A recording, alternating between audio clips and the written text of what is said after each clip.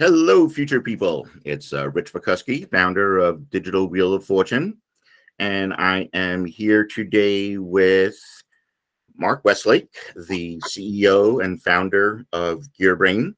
GearBrain is a website and source where people can go and look, research, find, and connect IoT devices and solutions. So, hello, Mark.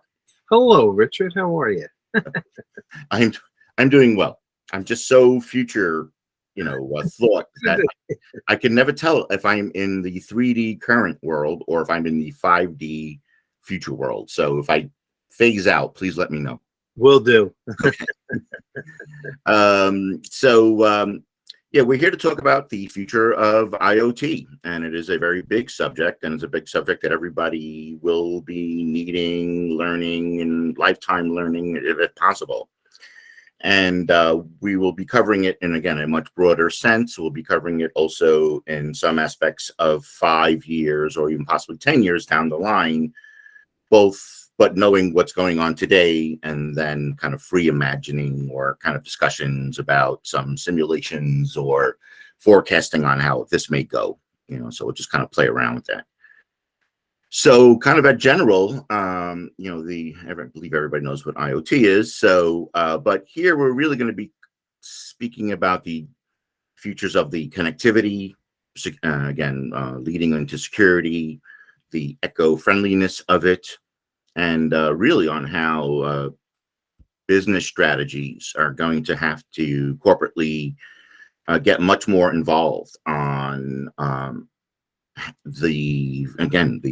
the future of these solutions and hardware, and it hasn't really been the pandemic that has forced this. It obviously helped a lot in a lot of different directions, but with Moore's law pushing everything twice as fast every year, it also kind of goes along with that, kind of feeding into that difference between technologies and where society is now. And that kind of goes back into that security part and connectivity part and, what are we allowing? What are we doing? And these technical advances are making it happen. And obviously, the environmental pressures that we're now kind of getting along across the board for us to think about everything more creatively, being much more innovative and kind of efficient. So have you seen, I'm sure you've seen it, but has there been anything kind of specific about some of the social contributions and the eco-friendliness that has caught your eye, kind of across the board? Yeah, when you think, first, GearBrain, we focus on more of the consumer, right? And it was always been the consumer that when I started the business, I wanted to help the consumer navigate our new connected world that we're moving into, right?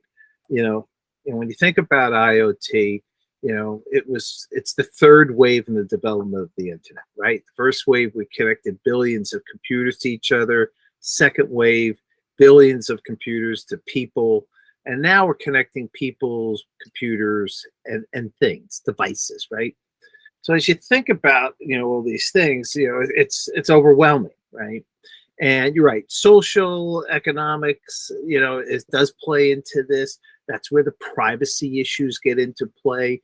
Because when you start to think about, when I created GearBrain, it was like, look, all this thing works on, there's 3 things people are most concerned with. They're concerned with compatibility, connectivity, and security, right?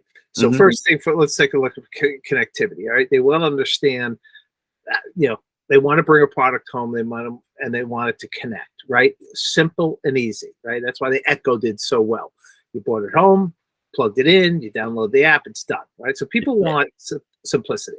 Second thing, compatibility. As they start to add more and more of these devices, they all work on different wireless protocols. So that's the other challenge that we have here, right?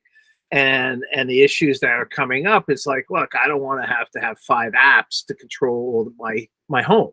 I want 1 app, right? So that's kind of where we're migrating to now, because I think on average there's 8 smart devices, and it's growing to be, they think, to 12 by the end of the year.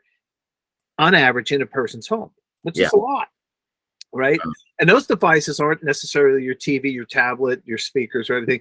That's, security systems, air monitors, smart water sensors, and stuff of that nature, right? yeah. So that's where the security issue comes in. The third piece is because everybody's saying, "Oh, you can hack into a camera, you can hack into my Alexa." It's like, well, first you could, depending on you got to secure the wireless signal, right? Right. That's the big challenge, and because there's no consumer who's going to go around and install security system like they do on a computer, on a sensor, on a camera, or anything like that. It's got to be done by the manufacturer. So these are all the things as a manufacturer, as you start to think about, I got to have really simple ease of use. I got to, have really good connectivity, and it's got to be secure.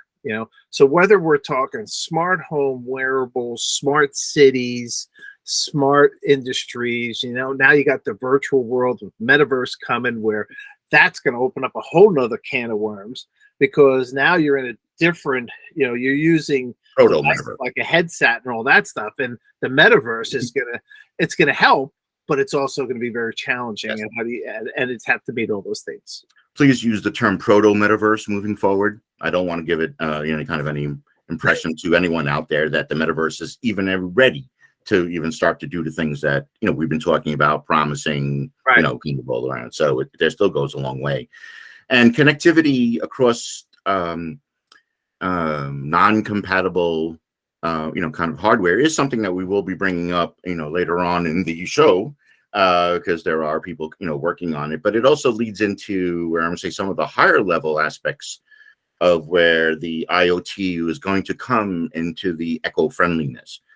I know this is going to be a little bit off track, but what I have learned in future school was that we could use scale is very important, right? Even as a marketer, I thought I understood scale and all that, and again, I did by definition and kind of how it's used. But when it comes to what you were talking about before, when it comes to the ease of use of scale, right? So it can't be something that's kind of coming out of somewhere else, and you put it in and then its own operating system, its own this, its own that. You can, Apple is probably one of the kind of best to say that, but the integrations, into that, it really does have to scale everywhere. Again, not a home, not this, and all there. But the social and the echo part about where IoT and maybe some other, sectors go into the future is that smartness of using technologies that we have today to cure or fix or better position tomorrow. And one of the aspects of global climate control, or wherever directions we're going with that, is that it is a chemical problem, right? Yes, there's a social aspect of it. Yes, there's all that, but you can actually fix most of the atmospheric kind of global stuff by just being really super efficient, right? That would give us the ability to, to get down to those 2 degrees or kind of something like that when we come to the kind of the non-waste. And, I predict the non-waste aspect of IoT could be a very big, solution or answer to it all. Absolutely. When you think about, I mean, right now you could do certain things in your home, right? Which Actually, and some of these are rose from the commercial side of the business. So for instance, air purification, right? How do we improve the air, right? So you have smart devices that not only are smart air monitors, but they're smart air monitors and purifiers, and they can clean the air and always keep your air in your home clean. Or now you got them in factories, you're going to have them in schools, you're going to have them in cities, you're going to have them pretty much everywhere, right? And that's what IoT really, that's the benefits of this thing. So you're having sensors all over the place, right?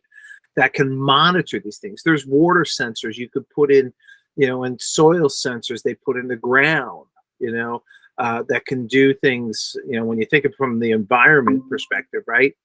You have situations like, putting in, even as whether you're using your own little smart home irrigation, a sprinkler controller, that ties in with the weather, because it also helps saves water, right? So conserves water in terms of when it's dispersed and how it's dispersed. So you can do a lot of different things.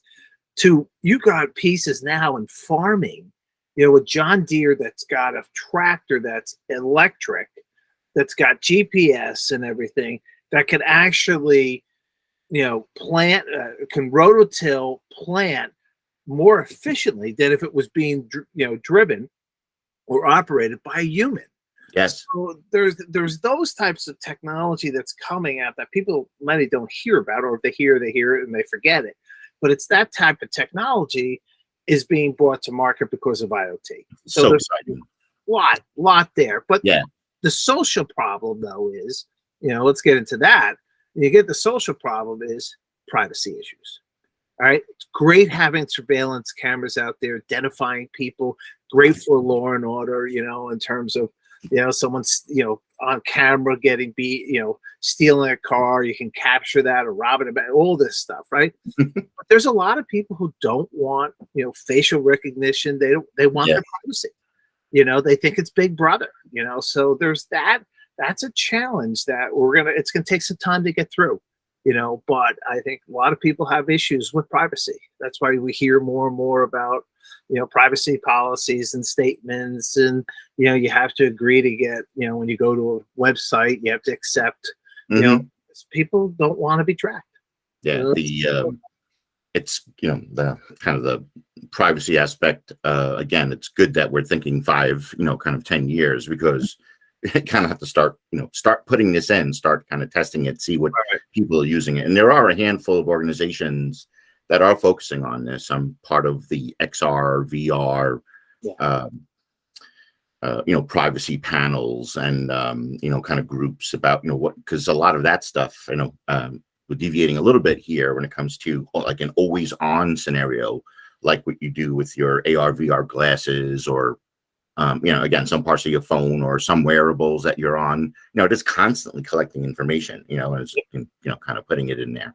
But I do want to kind of come back. We will go around it, but I am sharing my screen right now with the kind of targeted devices. This is where you started, basically, when it came to everything in your house, right? So this is actually a picture of the Zigbee Alliance, which has now changed to Matter, which we'll kind of, I think this would be a good time to talk about that. But as you're mentioning here, again, this is just a kind of a basic thing about lighting and kind of electrical shades, again, your television, your security, your access points, and all the other things that kind of go along with your IP controlled, devices. And so this might be kind of a good time to kind of talk about Matter. Let me just stop sharing. So it's, I don't remember if it's Google who's running it, or you have all the players. You got Amazon, you got Google, you got Apple, you got all the major players who are, manufacturing and marketing, connected devices. Yeah, and that could also act as a hub, right? And I think, and what they're trying to do is come up with a standard for wireless protocol, right? They want to, because they know it's one of the 3 things, right? It's connectivity and compatibility. They want people to be able to bring home a product and easily connect it to whatever they have, right? Right. So you get all the big players together, which is great. They come together. They have this now protocol that will allow them to have their devices talk to other devices. The challenge that they're going to have is, and it's not so much Google, Amazon, and everybody. It's each manufacturer has to make a decision. Is it a software update or is it a product update? Right. Right. Because some of them, it's a product update. The way they've manufactured their products and have the connectivity in place, they're going to have to come out with a whole Matter compatible or Matter certified device, which means that if you already own a device, let's say a thermostat, right? that should last for 20 years, a smart thermostat that's supposed to last for 20 years. If you want to use Matter, depending on the manufacturer, I'm not saying everybody, your manufacturer might say it's like Google might say it's just a software update, don't worry about it. Or they might say, look, and if you want Matter, you're going to have to upgrade your firmware, software, this, where, you might have to go and get a whole new thermostat. Right. Or some of them might just say, hey, yeah, don't worry, it's a software. We just updated it. It's a cloud integration. It's done. Yeah. So that's still to be determined. There's still the Zigbee Alliance, which is they're still, everybody's still working digitally. It's the Connectivity Standards Alliance. Right. And CSA, right? and they got some big players, and they're playing well. But there's also going to be, as a manufacturer, on a side note, right? What do you do on how to differentiate yourself from the competition? Big time. That's going to be something that it's to watch. Great. I can bring it home, and I can have my Google talk to my Apple HomePod Mini and get them to work together. That's great. But if I want to do a scene or update, create some sort of routine, so when I come home, everything works together, that's a challenge, because whose manufacturer app do you have to go to set that up? Because you might or you might not. That's still to be determined. And they are trying to come out with backwards compatibility, but it hasn't been set, because the standard they're still working on the standard. Right. Well, as I see listed in Future World, Q4 this year, 2022, will be, let's just say the test quarter for the big retail, holiday push that will be using Matter as you mentioned, as a unique selling proposition, right? So this will immediately work into this or that, whatever. So everyone should be watching out for, Matter. Again, and again, here you go. It's like the software updates, again, might be a little problem in the beginning. There's, again, connections into certain voice things. They say they might have problems, but also, strangely enough, there's a silicon shortage along with a lot of chip shortages and things like that. So you'd never think that we're running out of silicon, but again, that's a point that we're going to be addressing.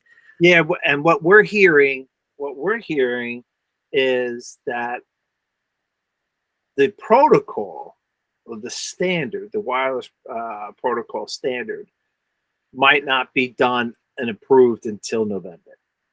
So then, once that's approved, so yes, everybody's kind of waiting to see, because once it's approved, then you can start to manufacture the devices and distribute it. But you're right. You said it perfectly. It's supply chain management, all this stuff. There's enough material out there for them to buy to manufacture the devices. That's a concern. Have you seen the Keen home? What? Keen, K-E. Yes.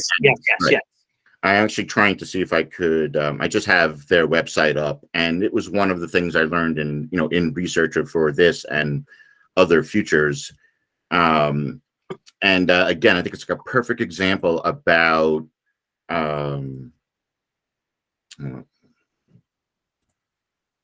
how easy it will be to use what we have today, or kind of close to what we have today, to make a very big difference for tomorrow. So I love this. I mean, I get crazy passionate about kind of some of these things. And so this is just done on the vent area. And since you know about it, you can actually answer, some questions, right? Yep. So just, when I just, apparently it, makes your vent smart kind of versus your entire system smart, right? So you could say, I want, in this example, my baby's room to constantly stay at this temperature. And, I don't care about some, again, some of these other rooms, the ones that we're barely ever in.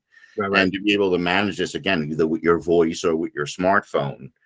And, I used to live in one of those big McMansions, a while ago, but we only used 3 rooms. It was like, we were in the family room and, the bedrooms and, the kitchen.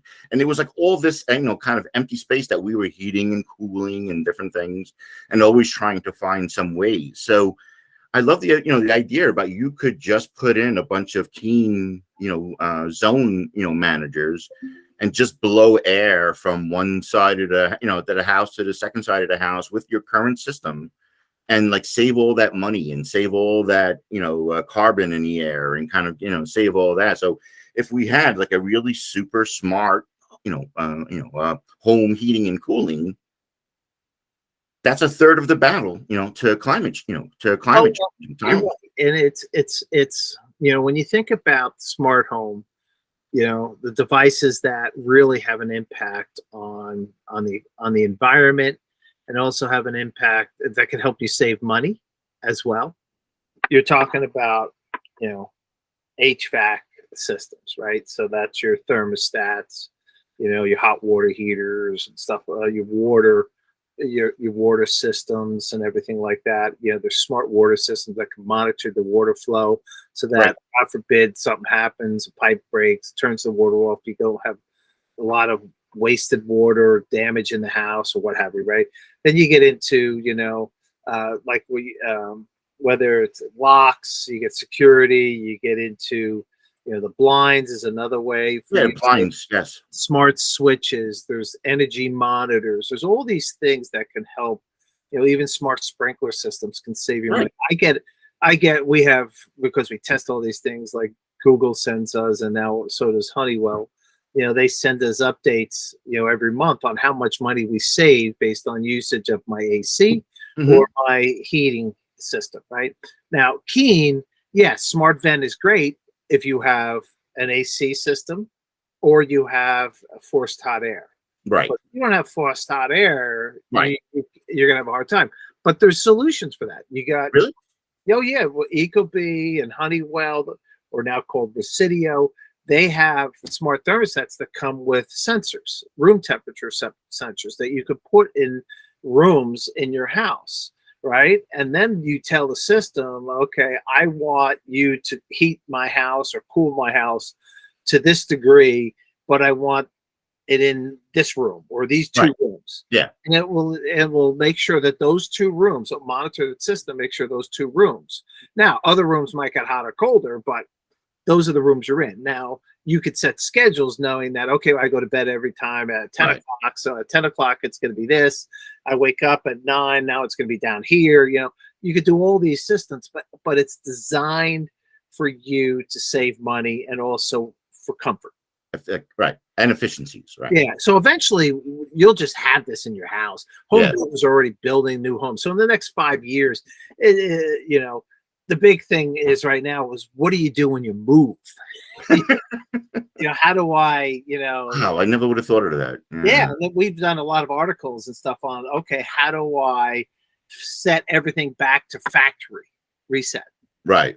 That's what you got to do. So you're going to have to do factory resets on homes, on all your smart devices. But that may, you got to do those things. But that's what you'll do, because you're not taking your locks, you're not taking your thermostat, you're not taking your hot water heater, you're not taking your vents, blinds, your switches and your blind. You might take your blinds, but most likely you won't, because they're probably, if you're spending the money that it costs right now to make these blinds, pretty custom, actual blinds themselves, you're going to leave them. Now, there's these little devices like Wise, which is it controls your blinds with the string. The chain. So you just attach it to that, then you can take that off. That you can take with you. Yeah. It's the devices that actually are built into the actual rollers or curtains, whatever. Yeah, that you'll probably leave. Yeah, again, I wanted to now, again, you've covered it, we've covered it, and I want to bring it a little bit more to the term when it comes to the future of IoT, when the aspect of sensor, right? Because I don't think a regular person or whatever that is really kind of thinking about the sensors that we were talking about, the ones that, again, measure water flow, the ones that measure, kind of heat and all of that, which then leads to wanted to share some forecasts by IDC, estimating there's going to be 41.6 billion IoT devices by 2025, right? So this is not that much into the future. In fact, we're only kind of talking about 3 years, but 41.6 billion. And my other part that I love is capable of generating 79.4 zettabytes ZB of data. I just love that term, zettabyte. It's like zettabyte. There's like a zettabyte of information I have to look through, or kind of, Yeah. I'm wondering when, like, how zettabyte will be a future kind of conversation. It's like, it's a zettabyte of stuff. I'm not going to do it, and whatever. But again, we are talking about a very large amount, and again, in the billions, of IoT within 3 years, and which kind of leads me to the other forecast, about. And when it comes down back to the energy, which I would like to go back to, but I want to come, maybe stay with the sensors now, right? Because again, just everything that's in your home, like, again, I don't want everyone thinking, or at least for this conversation, coming out of something a little bit more than your device is going to be something that's going to be bigger than an IoT device that's going to be bigger than a cell phone, or the size of a cell phone. But when it comes to, again, a lot of these environmental aspects, and that's where a lot of these new sensors are going, right? So I have some data here, for enabled smart environmental monitoring. It was something like 84% of the IoT deployments that have been addressed by the UN, have to be already, or have to be kind of put into service in the next couple of years, which is probably why we're seeing this. So when it comes to, again, the water waste management systems, the smart homes, again, buildings in general, detecting leaks, detecting waste, and all that, and in real time, and then kind of real time, management. So like with the recent floods that we had in Kentucky, kind of the ability to have that sensors with long range, low power, watching, monitoring sea levels, and different conditions, and as you mentioned, crops. And there are a bunch of different IoT aspects that we're probably not going to cover today, because it would be a show on its own, like farming, like auto, like all of that, again, training livestock, to kind of go and get milked by themselves in machines, and again, the yield aspects in IoT and farming are incredible, So I wanted to see if there was any more about the sensors, kind of overall, because they're small. Sometimes they could be beacons, right? Sometimes they're just going to be something that's going to be. One of the forecasts that we had, that I was working on, came to smartness of clothing.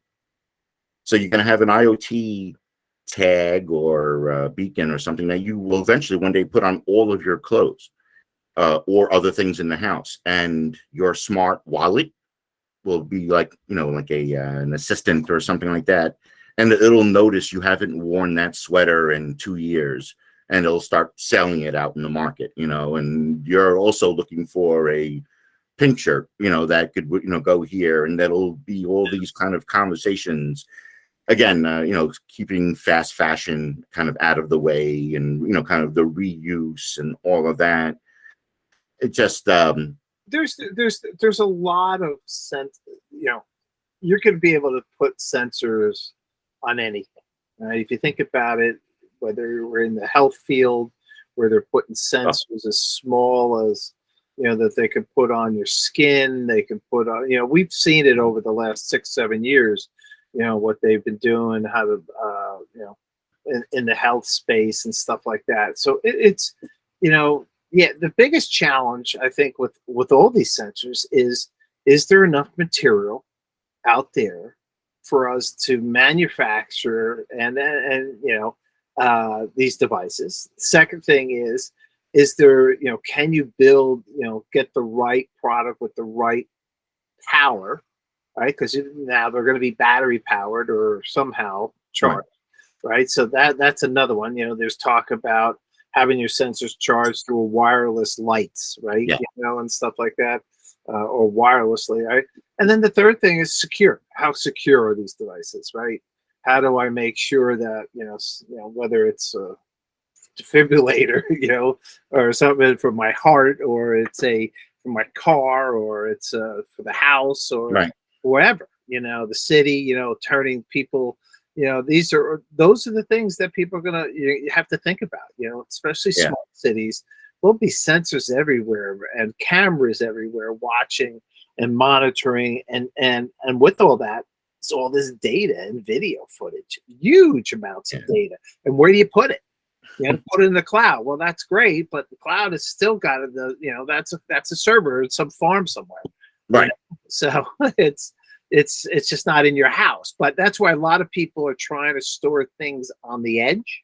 Right. Right as it's happening. Edge computing, right. Yeah, so edge computing is something that you're hearing a lot of now that could have an impact and help save on some of this stuff. Yeah, so much. You But swinging much back to the power part of, it's like the paint the picture a little bit more about, again, we were talking about, billions of, of devices and, zeta powers of, of data. But again, is there a way to stay flexible, and while we're, all these things, can't be tethered to a wire, something that small, Right. or kind of connected to the outlets, and again, be reliable. And again, the reliability on that power part, again, can't go down, or, again, Right. and the kind of push towards sustainable power, right? Because we just can't dump more, again, oil or this or that, into that. So I'm a big fan, and I know you and I had spoke about it too when it comes to wireless power, and I would just like to give a little time on that. In fact, I understand it's any business should have a 5-year plan about how to add wireless power into some of their needs for their thousands of electrical devices and and IoT. I don't have it all kind of figured out, but it isn't. But wireless energy is, again, amazing. Again, I have this passion point for it, because I could just imagine walking into a room or an office or a doctor's office or something like that, and then have your watch, your phone, your AR glasses, and maybe some other kind of components immediately start charging. Just kind of everything is going. Medically, they talk about how much time nurses and other people, let's just say, waste finding which machine needs to have its battery charged or removed or replaced, or kind of something like that. And another more important part that I hope everyone's keeping in mind is that there isn't enough rare earth, specifically lithium, to put into any of this stuff. Yeah. So the two wireless power things that I have seen were, one has to do with and I'm sure if I'm pronouncing it right. Is it OSHA? No, OSHA, yep. It is OSHA. All right. And I've been, in communication with them, again, tracking them as a signal of the future. And so I guess, again, you may know, I'm still learning about this, but if we were talking about wireless communications and 5G and kind of all other things, then there are little packets of energy kind of floating around us, kind of, all the time. Yeah, it's just the bump up of energy in each one of those to kind of make it happen. Do you know, or any? Yeah, well, yeah. I think what you're going to see is, OSHA's working with a lot of manufacturers on how to, get them to use their wireless power, right? So imagine sitting like companies, like you're doing, like a lot of factories right now. One of the things they're trying to do is go to a factory and they can put in the break room lights where people can go and they can have their, phones charged as they're sitting there having lunch or something, right? Or you could imagine Starbucks now, they have a wireless table, right? That has no cords or anything, right? But so right, when you go into Starbucks, they have those little stations and stuff. But the problem with those stations is they you got to hook up and everything like that. Here, it just, that table alone, there's no wires. It's easy to set up. You can move it around or anything like that, and just make sure it's within the the spec of whatever light switch or whatever you're using, that shoots down onto the table, or the table itself becomes a kind of a hotspot, that you can actually wireless charge. So I think you're going to start to see, more integrations over time with that type of technology. I think people are still concerned about over, like I walk into a place and it's beaming from the ceiling down onto me, Mhm. charging my phone. I think people are still medically a little unsure, and stuff, but just going over to a table that is wireless powered, through some sort of connection. No connection actually. It's totally wireless, and you just put your phone down, and There you go. I can see what's going to happen. Is going to Right. say, would you want to charge? Yes, and it will start charging, right? But you'll have to have a certain wireless charging capability on your phone. Older phones, Yeah. won't work, but your tablets or even your computer, you'll have to. That's the piece that they're going to still figure out. They- But it's a great idea. It's a great way to move forward. And you're right, because how do I keep all these sensors and all these things powered up? They do. Luckily, they use low voltage, batteries and stuff like that, so Yeah. it lasts a long time because they're not doing a lot. I'm actually on my screen right now. I don't know if you know or Saban, this woman. It just happened to be a funny face when I did the screen capture, so I love that. But she's on YouTube. I'll eventually put her information, in the when we post this video. She's great, and she's always up on, again, near future stuff. Right. And she's been kind of talking about wireless power for a while too. And I just grabbed this, off her video, and it came to how many watts. This is again the Osia product. How many watts you'll get from being 1 meter away, 2 meters away, 10 meters away.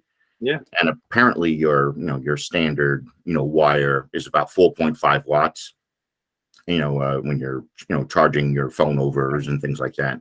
So 2 to 3, kind of isn't that bad, or 1.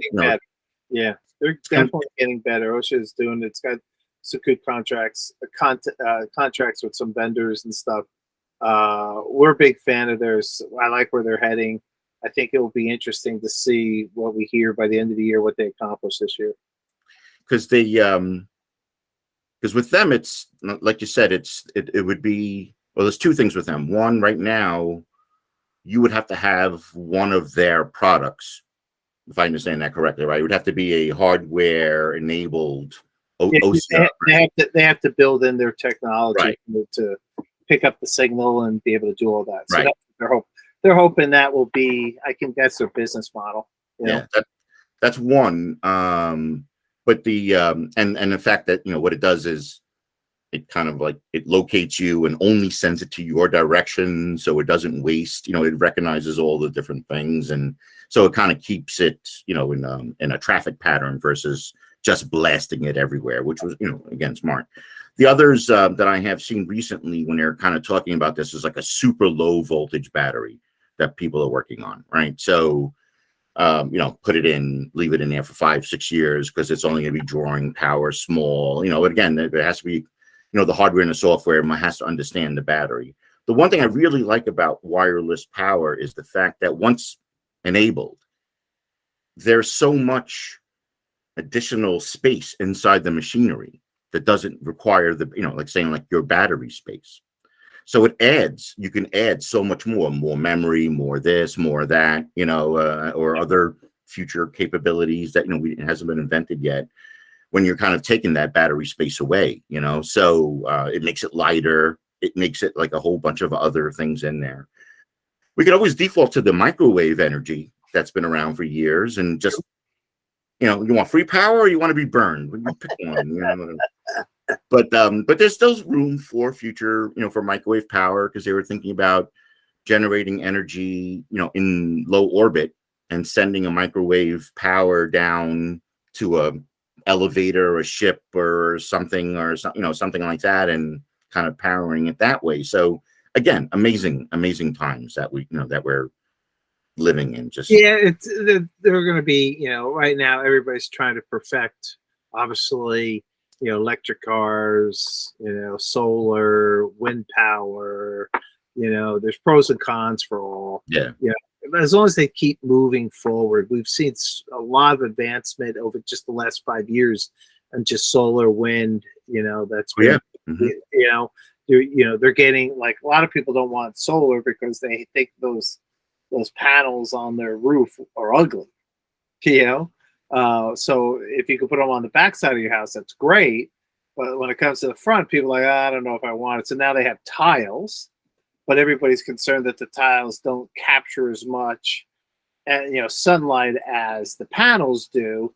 But that technology will only get better and better over time. It's an evolving technology. Yeah. They're all evolving technologies, and they'll only get better. There was, maybe I won't cross it now. Another futurist aspect when it comes to power and power transfer, not specifically to IoT, but just in general, is that, again, geeky future people pay attention to stuff like this. But we are very close to having like room temperature connectivity. I forgot which. One reason why a lot of people don't want to, or maybe that solar and all the others don't pan out right away, is because they're not that efficient because of once it's generated, right? So it's now power electric, but it still has to go through our regular wire systems and things like that, which each one of those wires takes a little bit of the resistance out, right, and makes it less powerful, right? Yep. We are very close to having, because we could do a lot of this right now where there is no resistance, power transfer, but only when it's like super cold. You may have seen some of those, those kind of components and things like that. I think we're probably less than 5 years away from having room temperature, ease of power. So that would actually make a solar energy and wind power and all that overly efficient if we could move it, exactly at, from there. And we're really not that far away, No, I think like anything else, it's cost. Superconductivity, that's what it's called, right? Yeah, it's going to be, there's a cost issue, right? So, the solar stuff is not cheap. It's expensive, 30, 40, 50 grand, depending on size of your house, how many panels and everything like that. And it's a big investment. And if you do lease all the information, great. Well, they're going to put a lien on your house. And when you go to sell your house, you better hope you either going to have to pay off the rest of it, or B, hope your new owners pick up the payments, kind of thing. So it's, that's an interesting, but I think we're heading in the right direction. Again, everybody's thinking, you're right. How do I save, if I can conserve energy, can improve the environment, and do it and save money at the same time. That's what IoT offers. It's just, there's new advancements, there's new technologies that'll be coming out over the next 5 years, plus what we have already will be enhanced. And they'll start to make it more affordable for people to use. I guess the final thought I had about IoT and smart cities, and we've kind of covered this in some form because we're talking about sensors already in one place, and and again the effectiveness of making what we have today more efficient, right? So I pay attention to smart cities, and who are there are cities that are, again, trying to, either from scratch or, again, bits and pieces, turn their transportation systems, into something smart, right? So smart highways and smart cars and all of that kind of going together when it comes to monitoring the cities, monitoring the transit systems. I'm a big fan of Waze. I don't know if you are or the others are, but if we were all on Waze, we would save so much gas, and we would save so much carbon, and all that kind of stuff, because we would not go and wait in traffic. It might push us, in other directions, or save us a couple of miles here and there, and all of that. And again, once the cars get smarter, the the artificial intelligence of it gets smarter, and all of that. That again, with the equipment that we have today, we could save the future, so it's funny. I had an experience where using Waze was was worse than I thought it would be. And it was, and it really, to me, brought out the challenge that these systems have. Now, I was driving home from Monroe, New York to Long Island, and I was trying to get ahead of a snowstorm, right? That was coming. And when the snowstorm hit and traffic slowed down and people were things, I was following Waze. And I think it was right at rush hour here in New York, right? So when you think about the millions or hundreds of thousands of cars that are on the roads going in directions and stuff like that, if everybody's using Waze, can Waze hit a critical mass where now they're sending everybody to the right and then everybody to the left? Because at one point it took me half an hour to go and I was stuck on a one-way street, and at the end you either go left or right. And I was stuck on the street for half an hour. And during that half an hour, about 8 times, Waze said, updating, make a left. Updating, make a right. Updating, make a left. I felt like I got frustrated. I said, I kind of have an idea where I am. I went my own way. And I think that's one of the things with all the AI. If you have a critical mass, I've got to believe they could use it. But if you have people using Waze, you have people using Google, they don't. Well, there you go. Right. Yeah. You got other systems out there, their own car system. What's happening is everybody's running into everybody, and it's a mess. So for smart cities, yes, traffic control, policing, safety, right? Safety, some of it, depending where you air quality, you can put air monitors out to monitor the air quality in the city, and to help that. If you get into buildings, start to try to get more buildings moving to smart buildings, having better access controls, having, heating, cooling systems so you can monitor. So when the building's not in use, you can save money on energy usage and HVAC stuff. There's a lot, and then tied it all together so that, like in New York, the summertime when it gets really hot and the ACs are all flying left and right, and manhole covers start to explode, and all the Con Ed guys start going out writing checks to people who got hit with a man cover, manhole cover. So I think it's those types of having this technology will try to reduce usage or have it be used at the right time so you're not overloading the system and having this stuff. Yeah, I think cities are only going to get better and more secure. But again, there'll be privacy issues, there'll be connectivity issues, and how do they address that? That's going to be up to cities. The digital identity, again, is a whole other conversation, and will have to be somewhat solved, to when we start getting into these, again, always on IoT, types of advice. The one thing I noticed, I thought of when I was, in the fifth dimension of the future, if every car has a camera, which they're kind of somewhat expecting, and we're also supposed to lose the side view mirrors in the future. I don't know if you know that. It's part of the AR XR part of my digital wheel of fortune spoke. So in the near future, the side mirrors are going away for it's an air efficiency part that it's always in the way.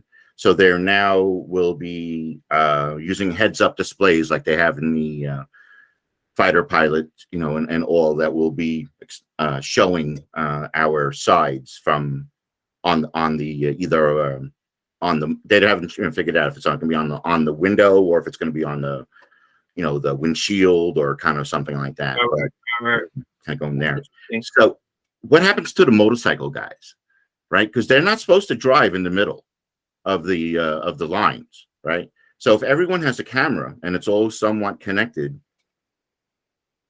we'll be able to notice, everyone who's doing something illegal. Again, this is kind of going back to the privacy part. Is the motorcycle doing something illegal? Is that kind of cool, or he's going to get busted? He or she will get busted every time they do it. Yeah, I don't know. That's a good point. Because you're right. I mean, you won't have doors opening when the guy goes by because you'll see it, right? You'll see the guy. But you're right, and he should have it. They should have it on their system, on their windshield as well. Right. So it's a question of, you're right. Is that considered breaking the law? I don't know. A good point. Yeah. The other part when it came to the smart cars and connected highways and smart cities is the speed limit, right? Because if every, like, let's just say if every car is being connected by an IO, an artificial intelligence, and it's being monitored, and you're just on your way, but you don't have to do 55 if there's nobody on the road, or if everyone is secured and everything like that. So we don't. Do we still need a speed limit at that point? It's because I can get there faster. If I'm using the smart road and and all that. So that's another issue. That's more of I think a society, or I don't know if it's a FCC or one of those, FTA, whatever, Yeah. FCC. It's like we have speed limits that go up to 80. Parts of the country, 85 on the highways and stuff like that. But we have cars that can go as fast as 120. Right. Yeah. So why? Why? Yeah. Why have those cars? That's a good question. Now people want to go fast. They want to be able to go really, really. So I don't know. That's a interesting question. Yeah, that's to be addressed. Again, that's my point. The society is what I have found also in the fifth dimension, is that we all have to start talking about this. We all have to start, I guess, in some form, communicating to our government, officials, which is scary. Hopefully they kind of keeping things like that. Yeah. My last factoid, and then I'll let you go. We didn't talk about drones as well, again, because that's going to be that's an IoT, I guess, and it's going to be tapping into thousands of different sensors. Amazon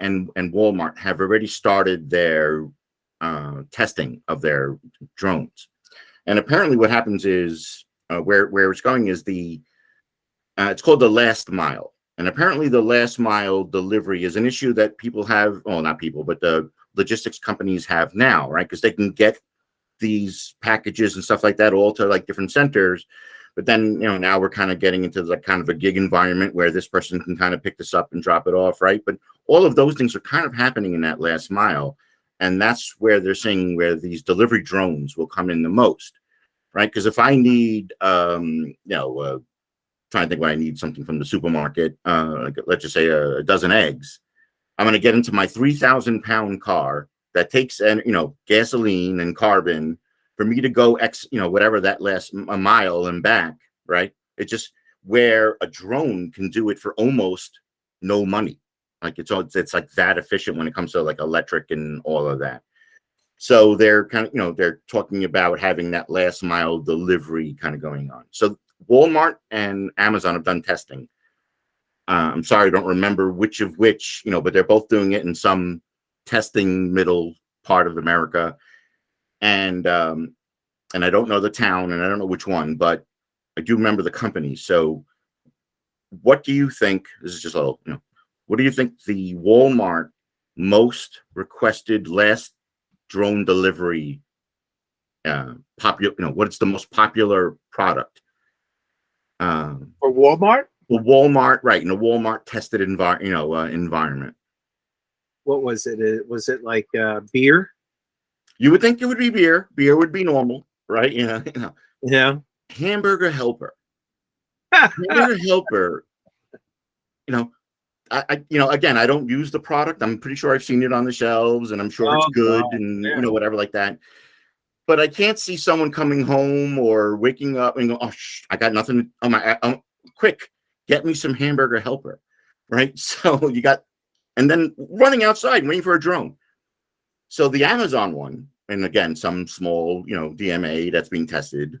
What do you think the Amazon one? Was it definitely a packaged good? It's going to leave it milk or something. All right, you would think milk, right? Coffee. Now I kind of get that part, right? Right. I'm waking up or something like that, and I don't have my coffee. I'm already dying, whatever. And I'm like, right. Please send coffee, at least. It's very interesting because logistically, you're right.